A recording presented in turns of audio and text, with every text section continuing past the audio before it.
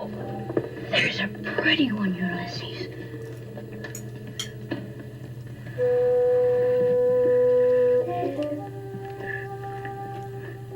There it is. Hello, BookTube. My name is Shawn. Welcome back to my channel, Shawn Breathes Books, and this is my Friday Reads.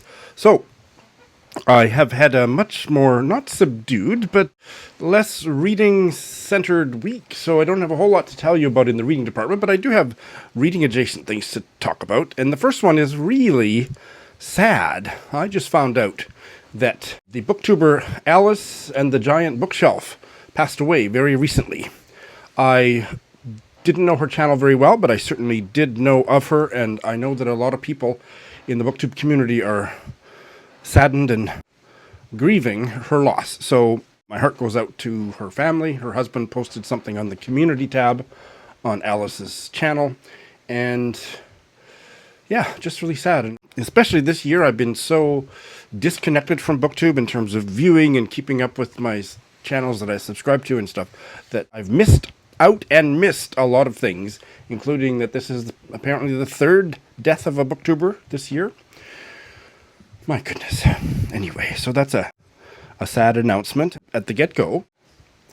I was at the farm last week, and Mum and I helped sort out a bunch of her books that were in the house. I was also working with a bunch of older books that belonged to my grandparents and some of my older books, and getting rid of them. Most of those are actually, they're going to be chucked out because they weren't stored properly and they're all bent out of shape and dusty and nobody would want them. But Mum's books in the house are in good shape, and I think we dropped off 6 boxes, maybe 6 bankers boxes of books to the Symphony book sale as a donation, and then we took about 3 boxes. It was a mixture of my books. Remember when I lugged that heavy bag of books to Westgate Books a few weeks ago and they weren't buying any? So we took all of these books to the other bookstore, Perryton Books, and I don't know how much they're going to give us in credit. I meant to make that phone call just before I got on here, but I didn't. But well, Mum might get a few books in trade, but mostly it'll be me that will spend that sizable chunk of bookstore credit. Mum and I both browsed at Perryton Books yesterday. In a city this size, I don't go to a used bookstore more than once a year because the selection doesn't vary enough to go any oftener, every 6 months. But if you go every week or every month, there's not enough change to make it worth your while. But I hadn't been there in a year, so there was lots of stuff I had my eye on, and I'm looking forward to going back, maybe as soon as tomorrow. The other biblio adventure, TM, the Book Krugers, that my mom and I went on was Wednesday night. There was a double book launch at McNally's, and so I have 2 new releases. The first one is called The Beech Forest by Marlis Wesseler, a writer that I had never heard of. She lives in Regina. This is her 4th or 5th book, and I loved the way she read, what she read. There was a lot of humor in it, vaguely reminiscent of an Alice Munro story. And the theme is quite somber. It's about a Canadian wife who has a German-born husband, and her in-laws back in Germany are pretty tight-lipped about what they were up to during World War II, and then stuff happens after that brings the Holocaust front and center. That sounds right up my street, and the fact that she's worked some humor into it makes me all the more curious. And who knows, but that I'll have her as a guest on my channel someday, after I read it, in the fullness of time. And the other one was by Connie Gault, who I had heard of. I think she's had some books on prize lists before. And this short novel is called The Rasmussen Papers. And this is also a really interesting premise. The book is a reply to a Henry James novel. I'm going to try not to be so disparaging of Henry James. And those of you who know how much I loathe him as a writer are going to fall over when I tell you that I'm actually going to read the book that this is kind of in a reply to. The Aspern Papers. If you don't know, and I didn't know, the Aspern Papers is about a male. The narrator is a biographer who goes to the elderly former lover of a famous poet, a famous dead American poet, and plot ensues, but he wants to write a biography of this dead poet. So she's flipped that on its head, and this is about a dead poet. Marianne Rasmussen doesn't exist in real life. And the female biographer assumes a false identity and talks her way into the home of this dead female poet's elderly ex-lover. So that sounds fascinating, and yes, I am going to do the Aspern papers on audio and see if I have the same revulsion for it that for everything else I've read by the man, and see how much of that was just situational, because I was so depressed in grad school with how awful grad school was and how it deadened my enjoyment of reading for years afterwards. So let's see if I made a similar journey with Willa Cather. I finally am now able to enjoy Willa Cather. That graduate course was James Wharton and Cather.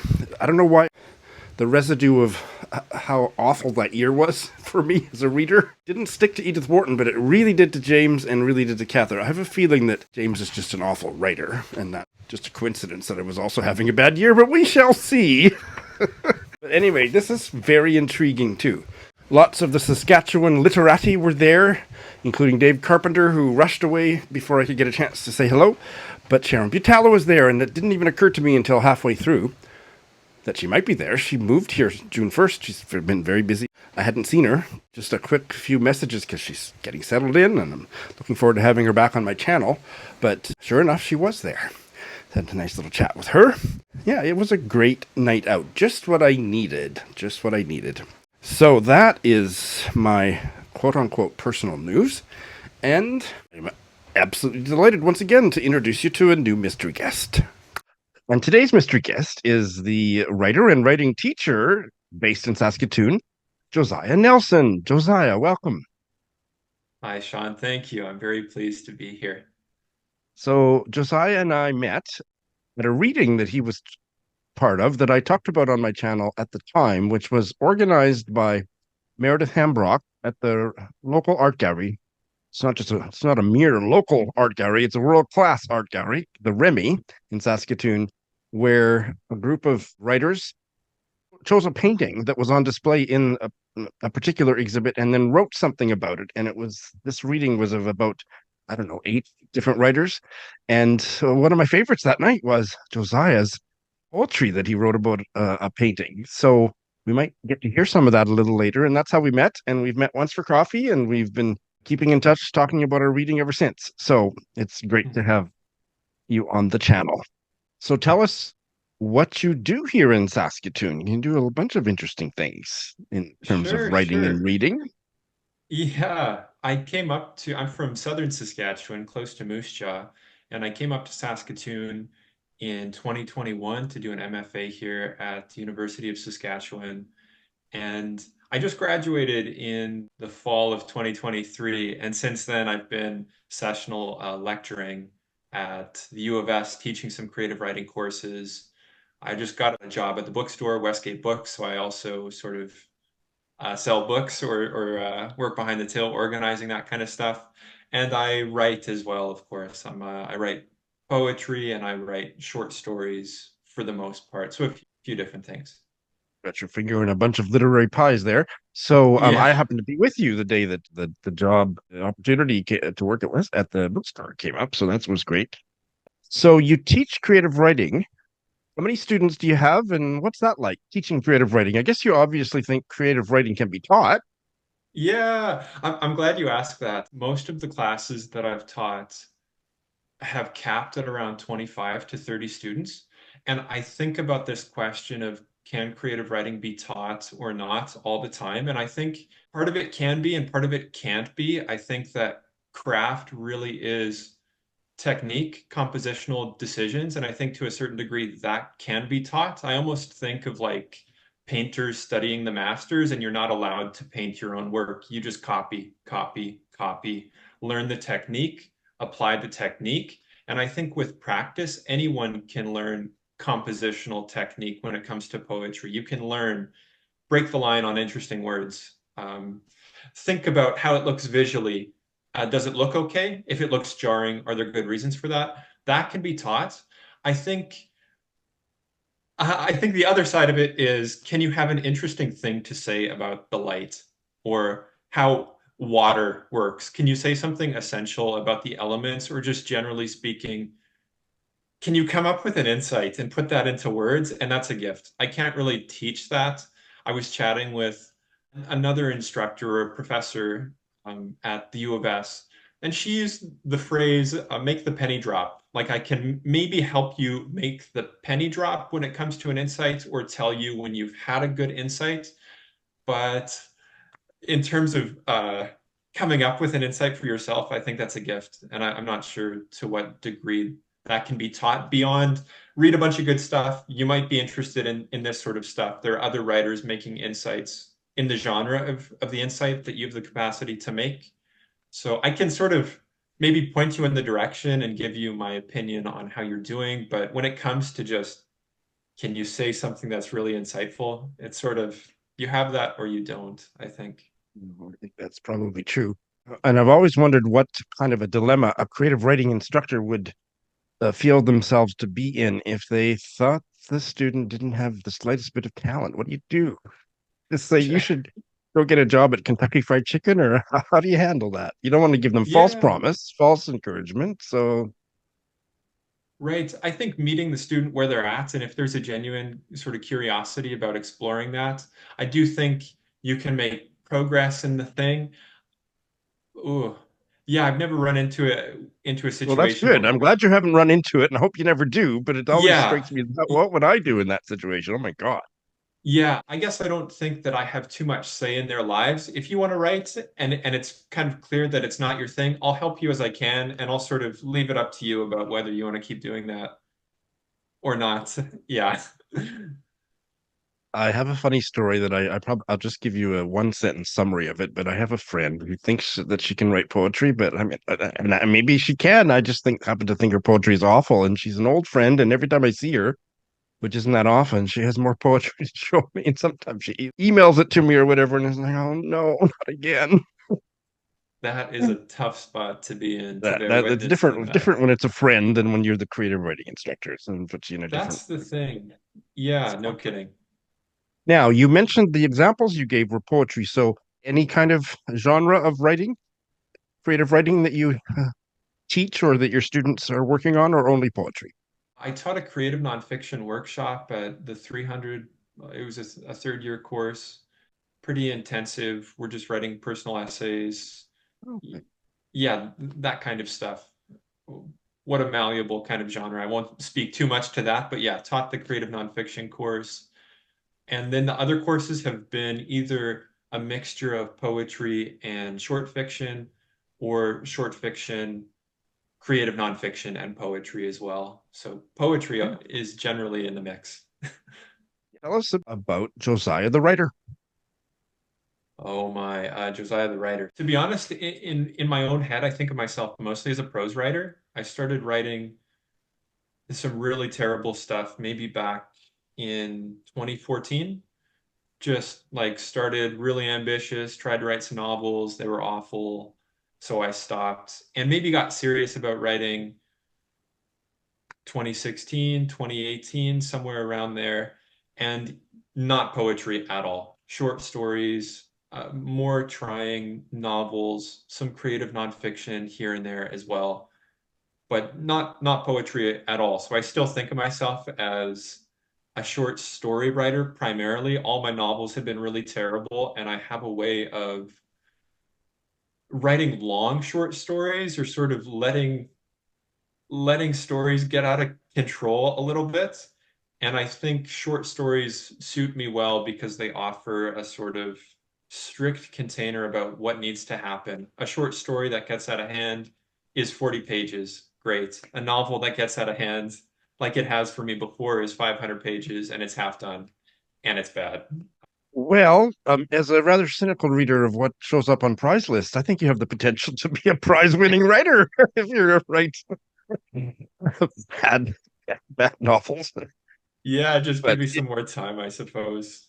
in all So, seriousness, so you have been published or forthcoming publications in a bunch of literary journals. I'm seeing here Contemporary Verse 2, Grain, which is a Saskatchewan literary journal that's been around forever, Hunger Mountain, the Nashwauk Review, Queen's Quarterly, very prestigious literary journal, the Rumpus, and then the Saskatoon Poetry Initiative, Poetry Downtown. So tell us about Poetry Downtown. Poetry Downtown was this great initiative that was downtown Saskatoon. I think they did it in partnership with the city of Saskatoon. And there was a call for submissions, and I submitted a few poems, three poems. One of these poems was really, really short. It was the poem that ran, I think it reads, it's called Love Poem, and it's just maybe it is simple as the sun to a cat pressed to the window. Super simple poem, very short. Oh, just a minute. Did you just recite the poem? Yeah, it's very, Oh, it's oh, can you say it one more time? sure. It's called Love Poem. Maybe it is simple as the sun to a cat pressed to the window. Just a small kind of poem. And yeah, Almost so haiku like, almost haiku like. totally, totally. That's so well, they're put up in public on the street. Well, what do they put up onto like kind of notice boards, or how does that what's how does that part work? I keep struggling to find the right word, even with my own friends, about how to describe it. They're like 8 feet sort of stands. I don't know. And they're sort of four-sided, and they're generally used for the purposes of art. If you don't mind, read one of the ones you read at that Remy event, that ekphrastic literary reading event, and tell us about the painting that it's based on before you start. Okay, yeah, sure. So it's based on an Alex Colville painting called Visitors Are Invited to Register. And when you go into the exhibit in the Remi, Views from the Blue Room is what the exhibit is called. There's the Blue House, which is what gives the exhibit that name, um, the Blue Room, or Views from the Blue House, maybe it's even called. Anyways, that's the first painting, and then the Colville painting is the next one. And it sort of spoke to me immediately. And Colville has spoken to so many writers in the past. Yeah. There's a poet, I don't want to get it wrong. I think it's Carolyn Malyon, who has a collection called Colville's People. It's just ekphrastic poetry entirely dedicated to Colville. And another person who participated in this event at the Remi, Kate O'Gorman, told me that there's also a short story collection based entirely on Colville's work. So I didn't know Wow. that at the time, but afterwards I was like, okay, I'm not the first person to respond to Colville. But yeah, it really spoke to me, and I wanted to see if I could say something about it. So I wrote two Well, you poems trying to absolutely do that. did, and so the reason that we're here and that I brashly went up and introduced myself to Josiah after the event was that I absolutely love this poem, and I'm not somebody who typically responds deeply to poetry, but I really did. Mhm. So, what is this poem called? So, well, thanks for saying that, first of all. So the poem is titled Visitors Are Invited to Register. Just stole the title from the title of the painting. Here it is. Visitors are invited to register. Visitors are invited to register tall columns, gray walls, windows waxy with light. A flight of stairs that exists mostly as implication. How an open door in the corner suggests creaks against alder or oak. Imagine sitting in the song of the room silence so long you can almost hear a melody of moments preserved in the walls, the airy hall, but too soon broken by your own footsteps. Some gaps we decide to fill in with ourselves. Before the man rose from the pew, he must have been staring at the altar, but what memories was he hoping to see? So many parishioners, eyes eager and wide, blending together. Others come to him on their own. The farmer who smelled like flaxseed, body tilted, cup tipped to his lips, grime always wedged beneath his fingernails. The woman with sharp speckled glasses, bulletin cutting heavy air, curly brown hair in every direction. How something happens and you either leave or stay. The farmer's son died of asthma in the wheat field, and the farmer is back each Sunday. The woman with glasses who crunched the wafer for years without notice started drifting out of frame. After looking so long at the altar, the man must have wanted to see himself. Maybe he realized a place is only a place until it becomes you. A white beam on the second story slants toward brown railing that leads down the stairs. The man leans back, lets his arm rest, angled to the same degree. He registers a mirror image, his body, like every body, a church of hurt. I've got chills again. I hadn't reread it, so I'm hearing it again for Ah, the first time in a couple of months. Maybe he realized a place is only a place until it becomes you. hmm. Is fantastic. And that last line, a church of hurt. How did you write this? How did you get all of that? Yeah, what a question. What a question. Some of the lines that you pointed out were lines that helped get the poem together for me. I was just thinking about the sound of words, I think, and church. I don't know, church and hurt just Absolutely. occurred to me. And I think even before I was thinking about that, I was looking at this painting. I was at the Remi week after week for maybe a month of just looking and writing nothing that I used, just looking. And it was a bit torturous, to be honest. I was hoping like the words will come at some point. Where are the words? And they just weren't. So I kept looking. And then something clicked for me that in the Colville painting, as I described in the poem, there's a beam and then there's the stair, and they're mirroring the shape of the man's arm, basically, do. And it seemed like Colville is trying to tell us these are two bodies, or the man is becoming the church to a certain degree. And then I thought, church of hurts, place is only a place until it becomes you.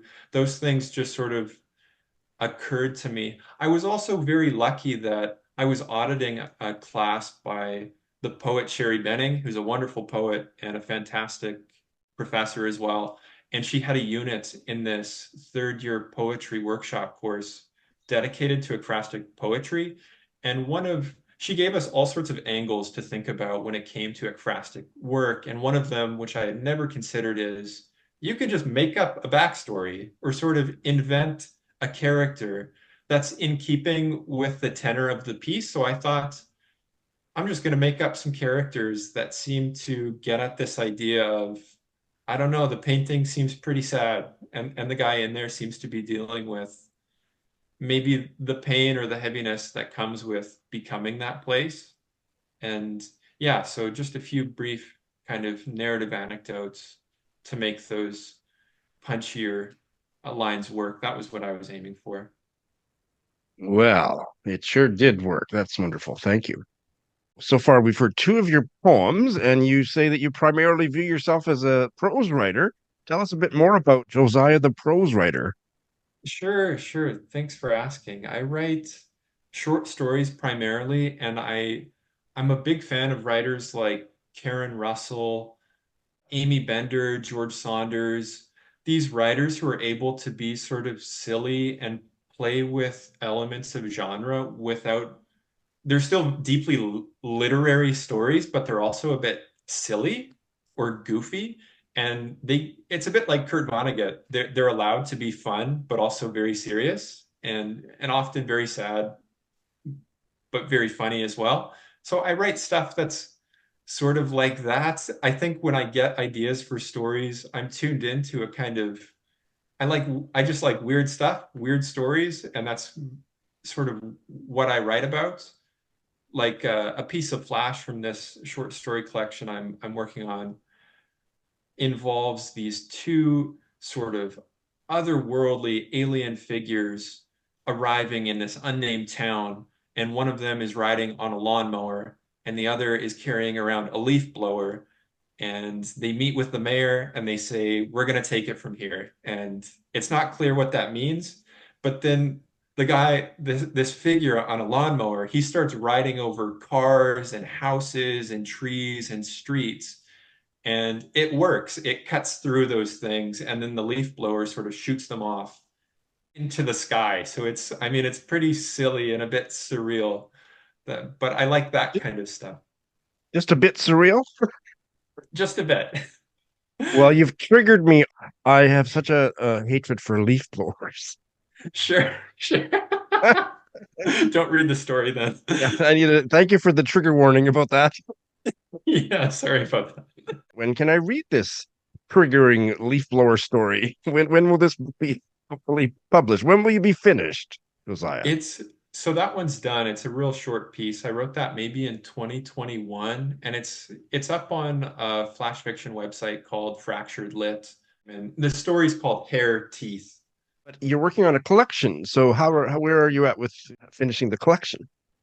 I'm missing a novella, basically. I've written a bunch of what I'm calling fabulous kind of stories, so that leaf blower, lawnmower story, another story where a man who desperately wants to have a child, can't have a child.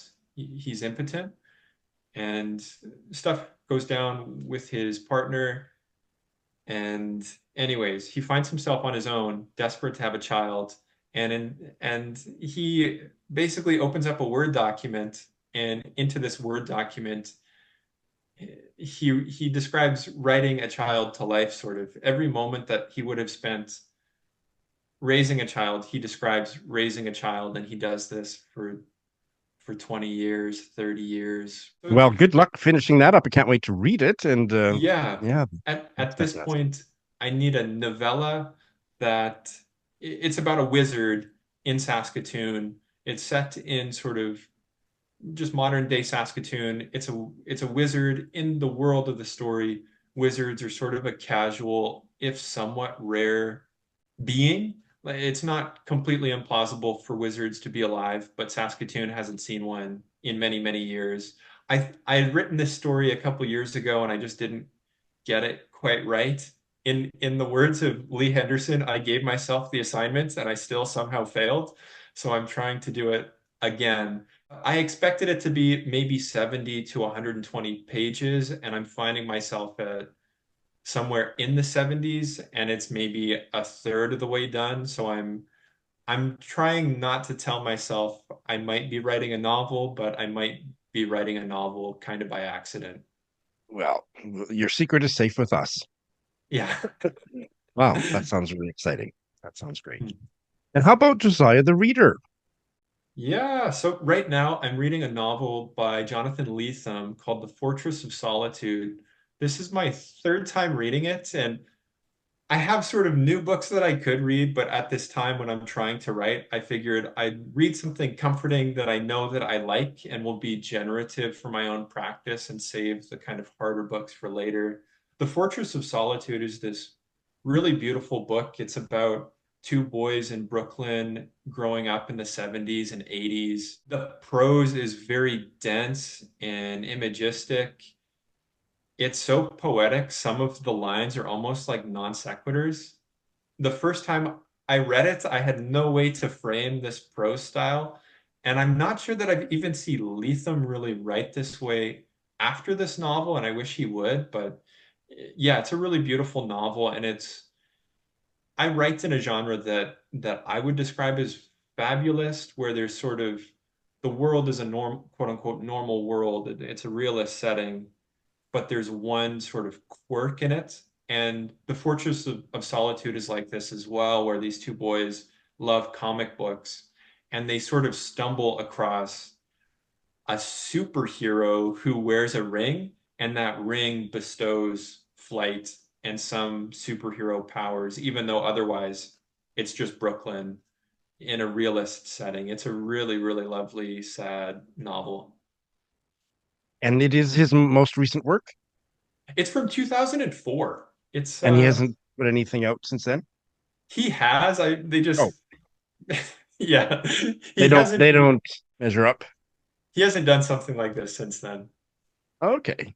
Now, I read his Motherless Brooklyn. Was that before or after that? That was before, I Four. believe. Yeah, Yeah. and all I remember about it is that I enjoyed it. I didn't like absolutely love it, but it was a long time ago. I might have a different reaction to it now, but I know I read it, but I can't remember very much about it. That was sort of my response to it as well. And that one Okay, follows, it's sort of a hard-boiled thing, like a literary hard-boiled kind of thing. I think the detective in that one has Tourette's, and I think he plays that's that right. for That's right. hijinks quite a And bit. I don't. I don't really like that genre, so Yeah. but sounds like I should give this one a try. So, what do you think about the adjective indefatigable?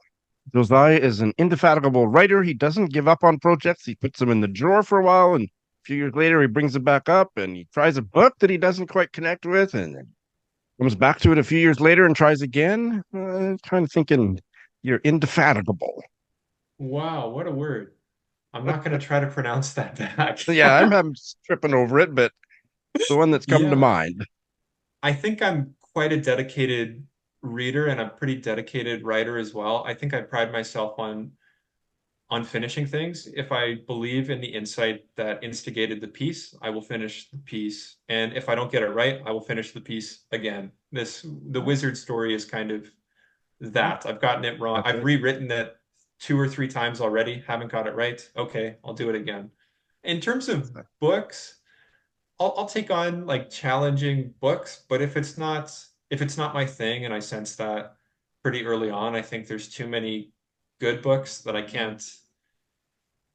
Yeah, I don't know. Absolutely. And that's almost a different thing, isn't it? But it seemed like the way you talked about Fortress of Solitude that you could sense there was some gold there, but that you weren't able to access until you just came back to it a few years later, which is different than it not being a Josiah.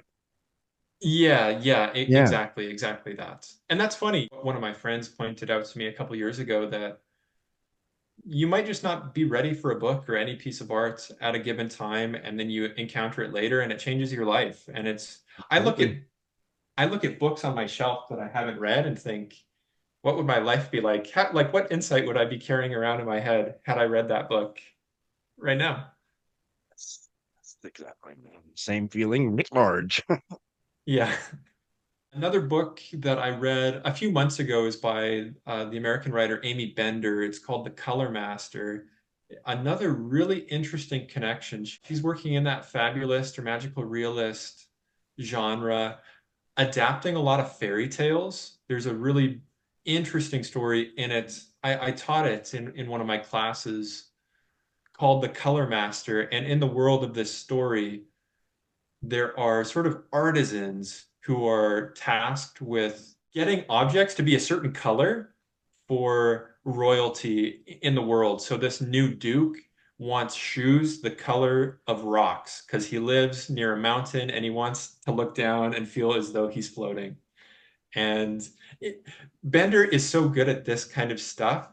It's obviously set in this sort of fairy tale-ish land, but then she's also mentioning how this team of color master artisans are also attending seminars on rocks and color and things like this. So it's a really interesting mishmash I find she's able to do between contemporary and otherworldly. She's very good with tension as well. That story that I mentioned, The Color Master, is a pattern story where they keep getting requests, but from with increasingly higher stakes attached to that request, such that at the beginning it's just this duke with a goofy request. By the end, these artisans need to make a dress for the king's daughter who he wants to marry, and the mentor of the color master, she dies in the story, spoiler alerts. She tells the person who's going to inherit this business, make the dress angry so that when the daughter sees it, she has courage to run away from her father who wants to coerce her into this marriage. And it starts off, a lot of Bender's stories seem like that. It starts off as sort of silly, whimsical, and then it's like, oh, whoa, okay. Yeah, so I've been excited about that too. Well, I often say something similar to what I'm about to say to you, to my guests. If it's half as good as the way you described it, I can't wait to read it. You described it really well. Right on. Well, thanks. What a delight to have you on my channel, Josiah. I hope you'll come back. Right on. This has been a real pleasure for me. Thank you, Shawn.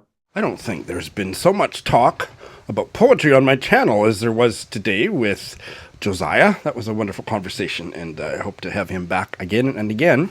I'm not sure why I've been so pokey this week. I've only managed to put one video up, and it was the next episode of Zooming In. This one was with Bernie talking about what we talk about when we talk about books. It's a great fun chat that you should check out should you be interested.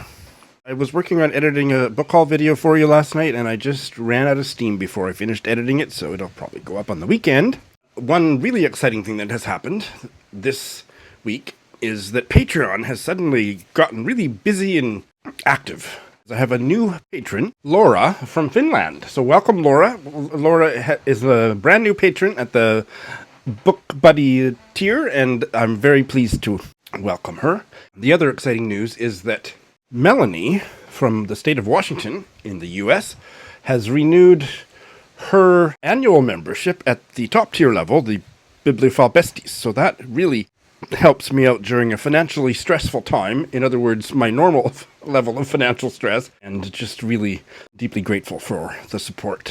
And I hope both of those lovely people will, along with the rest of the patrons and anybody who's considering becoming a patron at any level, join in the next read-along. When I say read-along, I guess I should just be calling it a book club, because that's really what it is. Well, I guess those terms are synonymous, aren't they? Because I have decided, after consulting with the Story Seeker and Bibliophile Bestie, the mid and upper tier members, to open it up to all of the members. So the Book Buddy tier members, too, are invited to join in the read-alongs or the book club meetings, at least as an experiment to see how it goes. I'm not sure how it's going to work if we have 20 or 25 people participating in a book club meeting. There are ways to manage that I'll have to kind of think about. But as an experiment, I'm opening it up for the next book, and I have a poll up on Patreon for all members, all paid members, to vote. And we're probably going to take the top 3, maybe even the top 4, and those will be the next 3 or 4 books that we read for the book club. We do the book clubs by Zoom, but if somebody really wants to take part but doesn't want to be in a Zoom call, you can interact with us through the comments. So there's other ways to participate. Anyway, really excited with how things have just gotten really energized over on Patreon after a rather quiet period. So would welcome any of you to join in the fun. I also realized that I thought I had updated the benefits on the... When you go onto Patreon to check what do you get for benefits, I hadn't updated it, and so now it's up to date. So you can get a much clearer picture of what it's all about. So check it out. There's links in the show notes. All right. So the only book I've finished in the past week, The Somerset Moms of Human Bondage. This was the read-along book on Patreon. I finished it last Saturday, about an hour before I had the Zoom chat with the patrons. When I do anything like that, a Zoom discussion, I want to postpone finishing the book until just minutes before or hours before, so that it's as fresh as possible in my mind. It was a wonderful novel that started out, I wasn't so sure about it in the first half. It's a 600-page novel published in 1915. And I didn't really love the first half, but I was interested in certain things, certain of the minor characters. I found the central character a little bit boring in the first half of his life, but I'm happy to report that in the second half of his life, he became much more interesting to me, and there was more nuances drawn as he lived into early middle age, or I think he was in his early 30s by the end of the novel, so that it ended up being a 5-star read for me.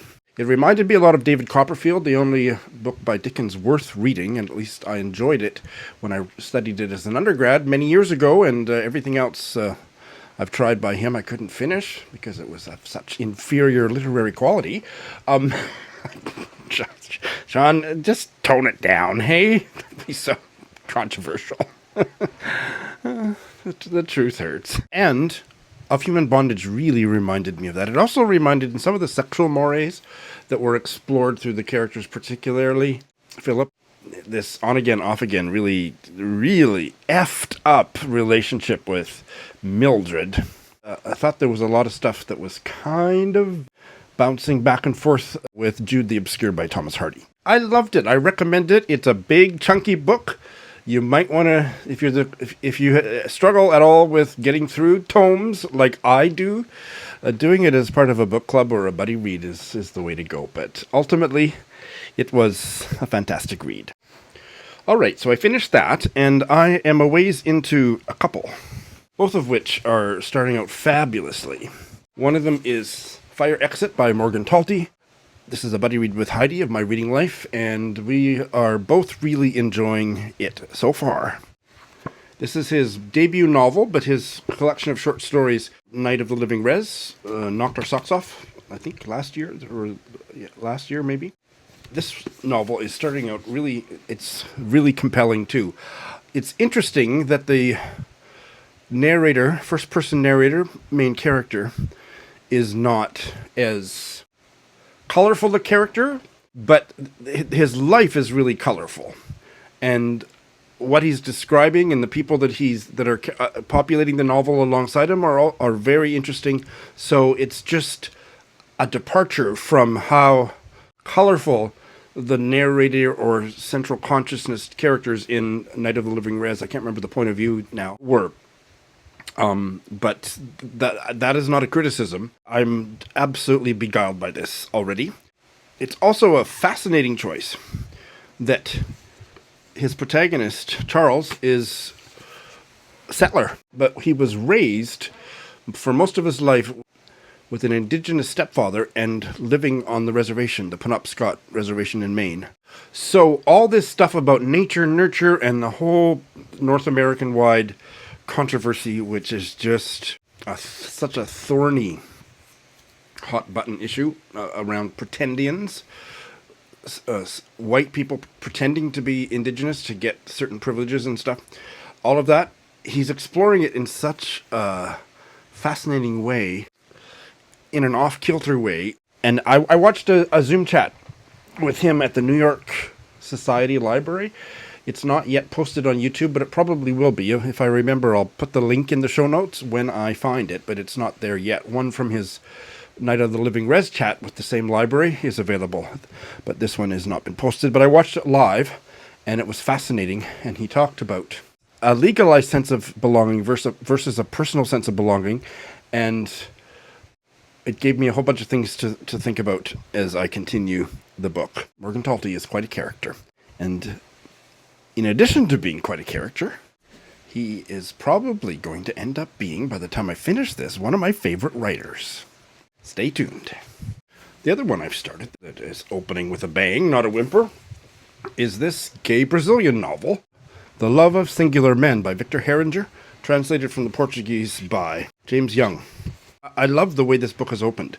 So this is, I always forget how to pronounce it. I just looked up on the Pyrene Press YouTube channel. They have a little video on how to pronounce it. It's Pyrene. I don't know what's the syllable stress, but I assume it's Pyrene. Well, I did further research, and it's actually Pyrene. Pyrene Press. And this is published by them. And there is a Pyrene Stevens Translation Prize, which I was vaguely aware of. It was launched in 2018, and this is really fabulous. It's open to translators who don't have a published book. The winner receives £3,500 to translate a text selected by Pyrene Press, and then it gets published. And so this is one of those winners. It's masterful. I never know who to compliment when I love the prose in a translated work, but I guess I'll compliment both the sadly deceased author and the translator for just the writing in this is to die for. So I am really quite smitten with this. This is a Brazilian story set in Rio in the 1970s. I don't know if it's going to end up being a coming-of-age story, but it's about a young, disabled protagonist who I assume is gay, although they're not far enough into the story to know that for sure, but that all the signs are there. One day his father brings home another boy around his age who our protagonist is 13, and I don't know if we know his name or not, but I don't know his name. And then this other kid is Cosme. His father brings Cosme home, and I assumed it was because his mother was so upset about his father bringing this kid into the house that it might be a love child that he's just bringing into the house. But it turns out that there's something darker about him, or at least that it's hinted that it's a really dark story that's political and to do with torture and all that stuff. I won't say any more than that, but I am finding it absolutely gripping. We already know that Cosme is going to die the same year that he has come into the house. Don't know how, but that's not a spoiler. And Victor Heringer died in 2018, aged 29. Well, they don't know if it was suicide. It was apparently suicide. Self-defenestration. I think you can probably figure out what that means, but they couldn't prove one way or the other. That's sad. Just 3 weeks before his 30th birthday. This is off to a great start. Wow. And I'm not going to be starting any new books because I didn't really finish any. I'd already built in to keeping my, number at 15, the having finished Of Human Bondage. So I'm at my... Well, I mean, I could start another one. I think I'm at 14, but I'm not going to. I'm just going to focus on what I am reading because I have a bunch of other reading commitments. Had the happiest of problems coming up in July. So I've got to finish some stuff in the coming week. Anyway, that's my Friday Reads. Thank you so much for watching. Thank you.